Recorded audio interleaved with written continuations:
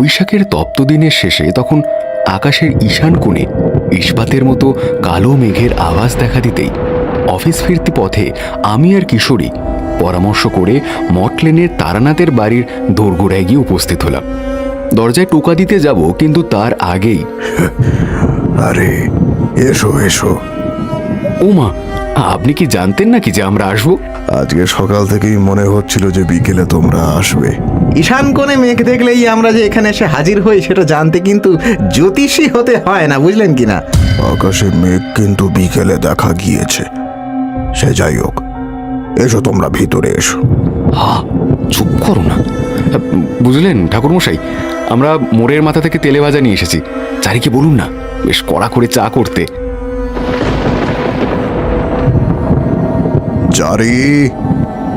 চারিমা, হ্যাঁ বাবা।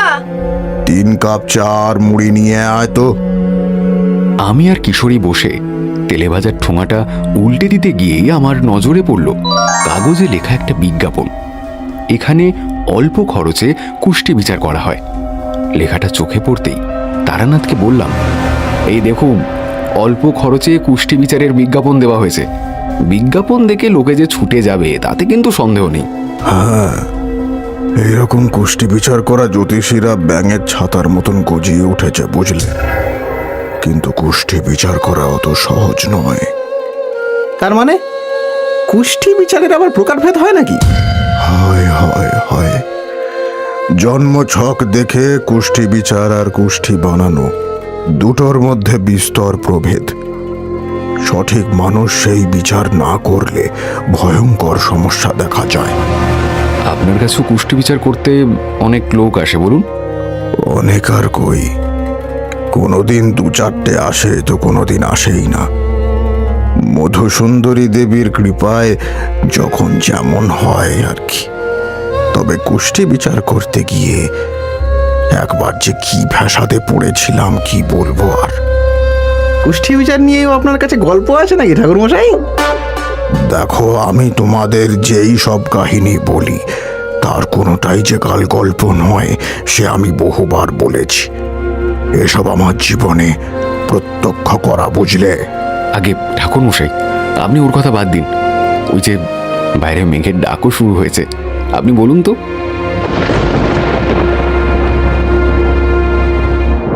ওরে চারিমা, চাটা নিয়ে আয়। তেলে ভাজা যে ঠান্ডা হয়ে গেল। হ্যাঁ, যা বলছিলাম, তখন আমি কৈশোরের গণ্ডি পেরিয়ে সাধক হওয়ার আশায় পথে ঘাটে ঘুরে বেড়াচ্ছি। সেইবার খুব শরীর খারাপ হওয়ায় একবার গ্রামে ফিরে এলাম। পথে ঘাটে ঘুরে কখনো আধ পেটা খেয়ে আবার কখনো না খেয়ে শরীর তখন একদম নির্জীব হয়ে গেছে। বাড়িতে ফিরতেই মায়ের কড়া নিষেধ হলো যে সুস্থ না হলে আমি বাড়ি থেকে বেরোতে পারবো না। সে যাই হোক, একদিন গ্রামের পথে একটু ঘুরতে বেরিয়েছি, তখনই বলাই দাদার সঙ্গে দেখা।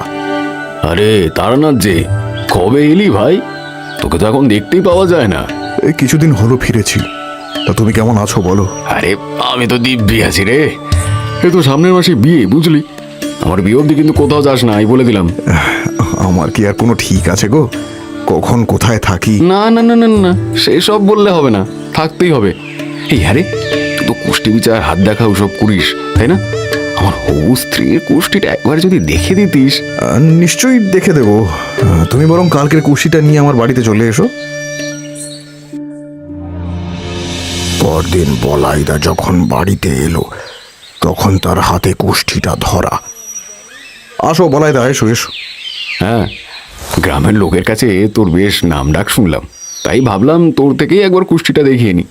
গ্রামের ছেলে, কোনো কাজে তো আসো, কি বলিস? হ্যাঁ, তা তো বটেই। বলাইয়ের হবু স্ত্রীর কুষ্ঠিটা হাতে নিতেই আমার চক্ষু তখন চড়ক গাছ অবস্থা। আমি তো বুঝতে পারছি না যে এই কথা বলাইদাকে বলবো কিভাবে। সে কি, কেন? বলাইদার হবু বউয়ের কুষ্টিতে এমন কি ছিল ঠাকুরমশাই? সেই গল্পই তো বলছি, একটু ধৈর্য ধরো।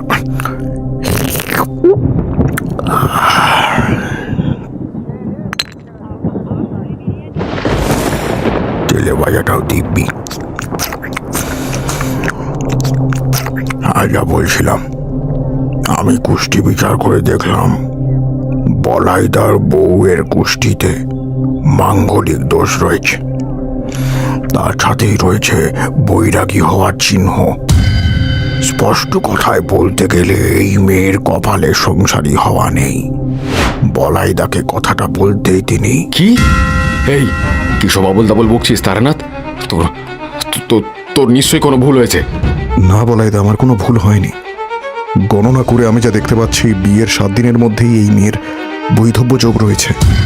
হতভাগা, তোর কাছে আমি কুষ্টি নিয়ে এসেছি বলে যা খুশি তাই বলবি? বনে বাজারে ঘুরে বেড়ালেই কেউ জ্যোতিষী হয়ে যায় না রে। বলাইদা, তুমি আমাকে ভুল বুঝছো। আমি গণনা করে যেটা দেখেছি সেটাই বলেছি। এই রাখ তোর গণনা।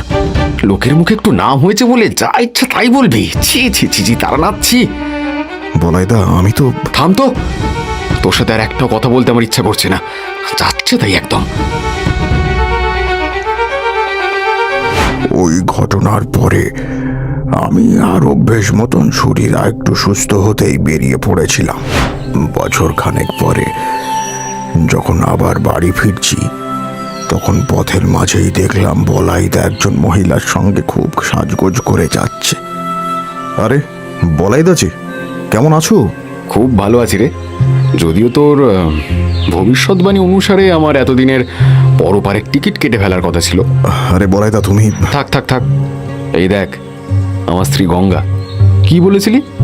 আমার স্ত্রী বৈরাগী হবে, বিধবা হবে? হ্যাঁ দেখ দেখ, এলো বছর হয়ে গেল আমরা দিব্যি সংসার করছি।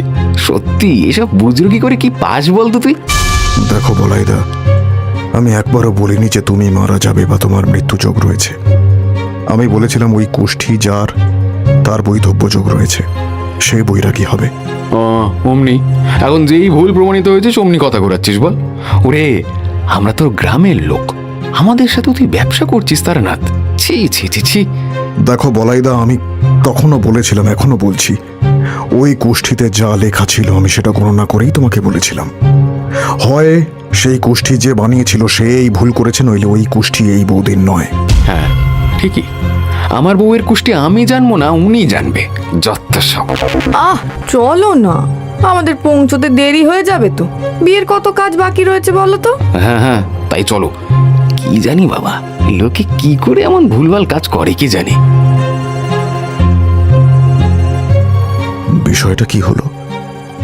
আমি তো কুষ্ঠি সঠিকভাবেই বিচার করেছিলাম, তাহলে গন্ডগোলটা হলো কোথায়? গন্ডগোলটা যে কি সেটা দিন দুয়েক পরেই বোধগম্য হয়ে গেল। সেদিন বাড়ির রোয়াকে বসে মায়ের হাতের সুস্বাদু পায়েসের স্বাদ নিচ্ছি, এমন সময় বলাইদা ঝড়ের মতো আমাদের বাড়িতে ঢুকলো। তারানাথ, তারানাথ, আমাকে আমাকে ক্ষমা করে দে, আমার অনেক বড় ভুল হয়ে গেছে রে। আরে এভাবে বলছো কেন বলাইদা, কি হয়েছে? তারানাথ, তোর গণনা একেবারে ঠিক ছিল। আমি তোকে আমার স্ত্রী গঙ্গার কুষ্টির জায়গায় আমার শালী যমুনার কুষ্টি দেখিয়েছিলাম। তার মানে তোমার শালী যমুনা? হ্যাঁ, সেদিন যখন তোর সাথে দেখা হলো তখন আমি আর গঙ্গা ওর বোন যমুনার বিয়েতেই যাচ্ছিলাম, কিন্তু বিয়ের পরের রাতেই সাপের কামড়ে ওর স্বামীর মৃত্যু হয়। সে কি, বিয়ের পরের দিন? হ্যাঁ তারানাথ, শুধু তাই নয়, ও শ্বশুরবাড়ির লোকও ওকে অপয়া অমঙ্গল বলে মারধর করে, তাড়িয়েও দিয়েছে। তুই তুই তুই তুই একটিবার আমার সাথে চল তারানাথ। আমি যাব, কিন্তু মানে আমি গিয়ে কি করব? দয়া করে তুই তুই আমার সাথে আমার শ্বশুরবাড়িতে একটা বার চল তারানাথ। সেখানে সেখানে আমার শাশুড়ি মা বড় ভেঙে পড়েছেন, একটিবার তুই গেলে ভারী উপকার হয় ভাই। আজকের আমার একটু বিশেষ কাজ আছে, আমি বরং কাল তোমার সঙ্গে যাব। হ্যাঁ, চিন্তা করো না, যা হবে ভালোই হবে। না বুঝে আমি তোকে অনেক কিছু বলে ফেলেছি রে, কিছু মনে করিস না ভাই। আমি আমি তোর ক্ষমতার বিষয়ে বুঝতে পারিনি।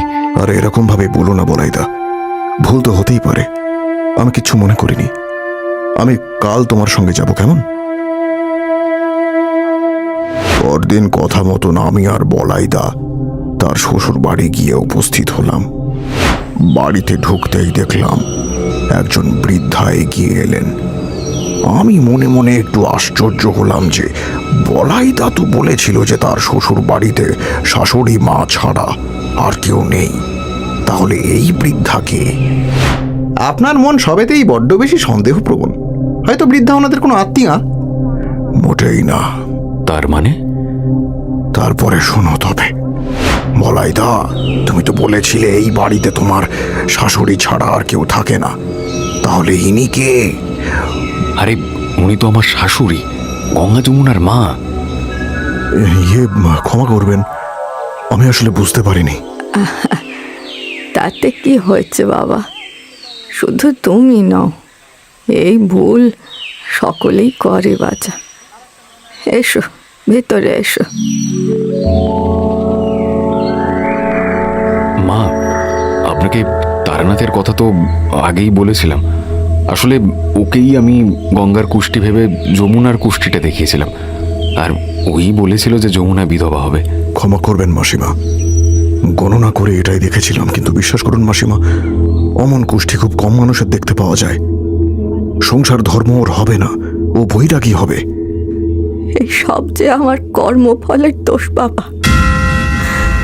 মায়ের কর্মের শাস্তি আমার মেয়েটাকে পেতে হলো, আমার মেয়েটাকে পেতে হলো।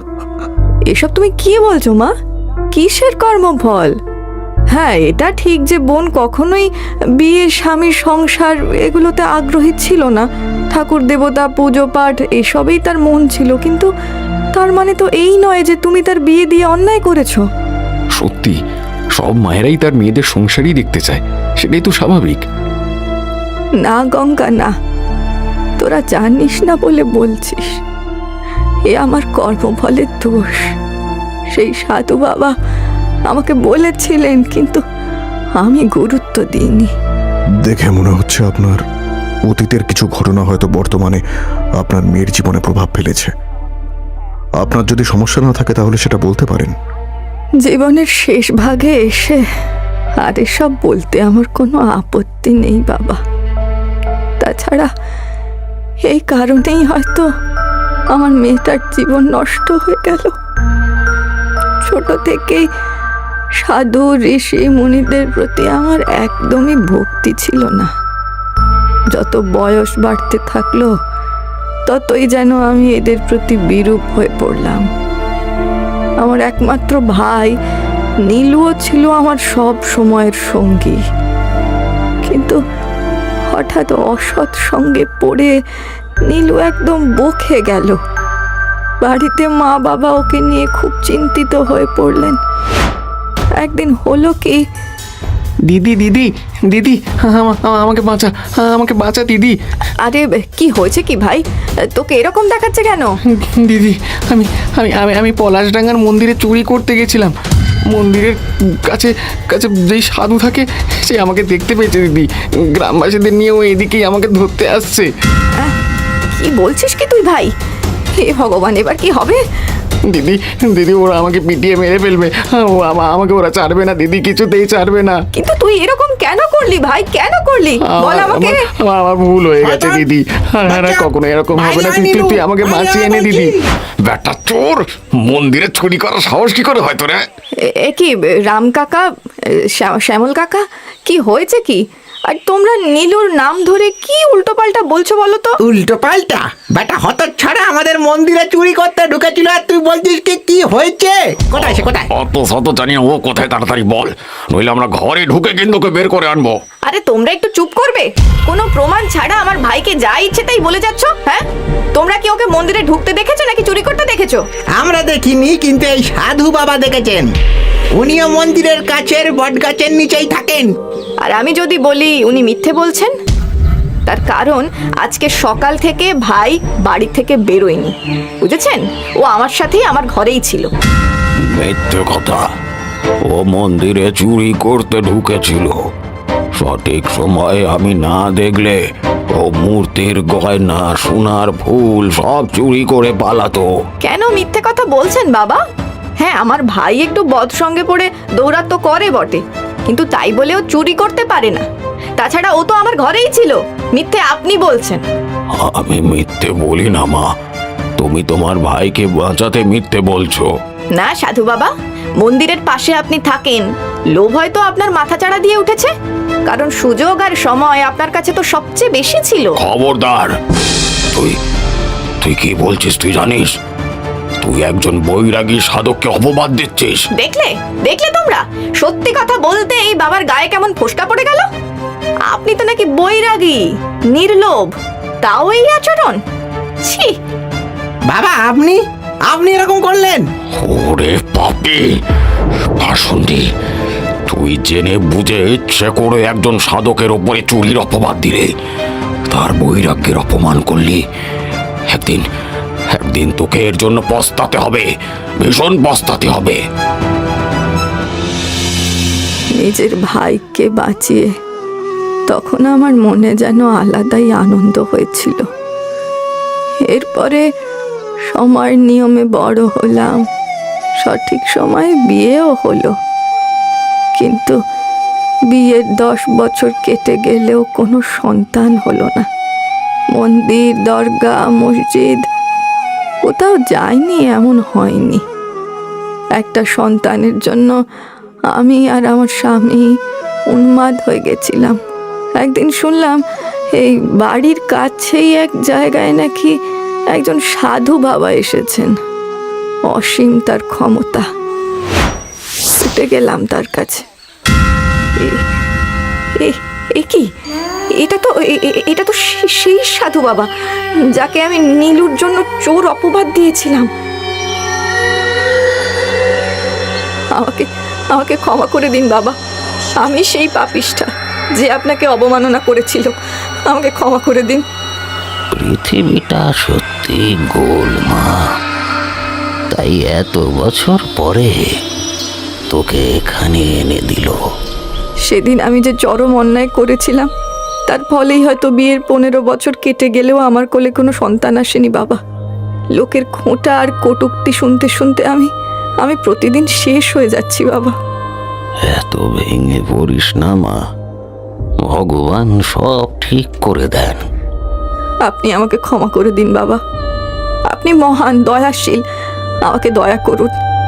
তুই নিশ্চিন্তে থাক, আমি তোকে অনেক আগেই ক্ষমা করে দিয়েছি।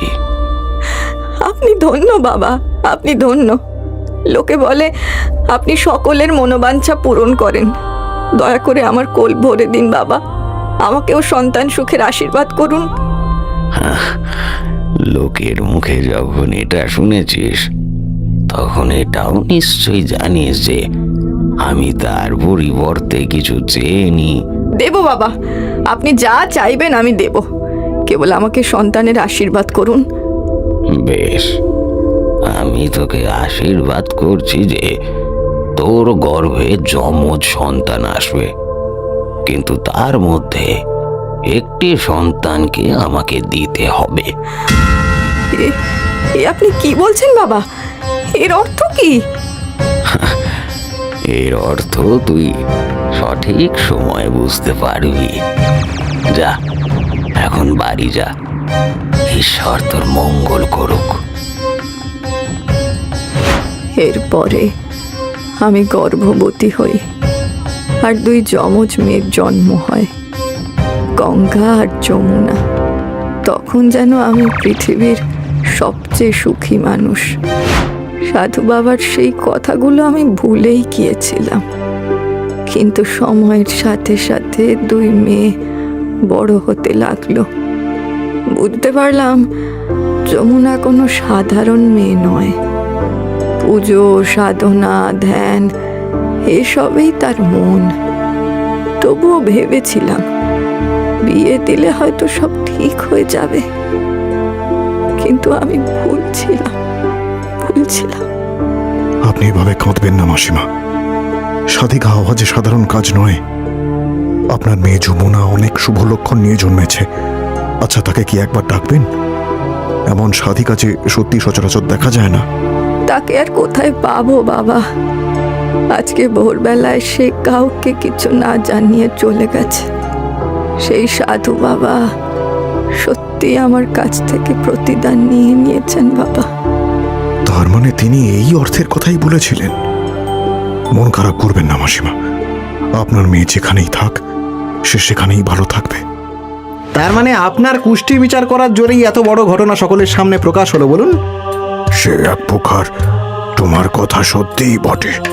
কিন্তু তারপরে কি সেই যমুনা নামের মেয়েটি, মানে সেই সাদিকার সঙ্গে আপনার দেখা হয়েছিল? হয়েছিল, কিন্তু সেটাও এক অদ্ভুত ঘটনাক্রমে। সেই ঘটনা তোমাদের না হয় আর একদিন বলবো। হ্যাঁ, সেই ভালো। ততদিনে বরং আপনি গল্পটা আরো ভালো করে গুছিয়ে নিন। হ্যাঁ, যত সব। আর তোমাদের কখনো কোনো কিছুই বলবো না, বুঝলে? তারানাথের এখনো এত দুর্দিন আসেনি যে গল্প ভাবতে হবে। এই বলে তারানাথ বেশ বিরক্ত হয়ে অন্য ঘরে চলে গেল। আমি কিশোরীকে বেশ ভৎসনা করতে করতেই তারানাথের বাড়ি থেকে বেরিয়ে চলতে শুরু করি।